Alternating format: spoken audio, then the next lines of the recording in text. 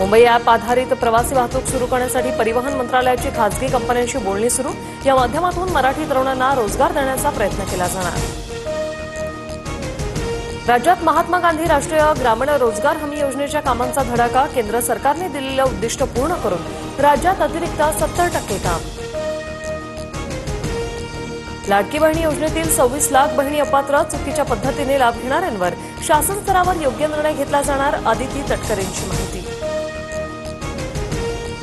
श्रावणी सोमवार निमित्त राज्यभरातील मंदिरांमध्ये भाविकांची रीघ। पुण्यातील श्री क्षेत्र भीमाशंकरसह वेरूळच्या गुणेश्वर महादेव मंदिरात भाविकांची गर्दी। मंदिरांना आकर्षक फुलांची सजावट। उजनी आणि वीर धरणाच्या पाणलोट क्षेत्रात दमदार पाऊस। दोन्ही धरणातून 60,000 क्युसेक्न पाण्याचा विसर्ग। पंढरपुरातील ब्रिटिशकालीन ऐतिहासिक पूल पुंडलिक मंदिर पूर्णतः जलमय।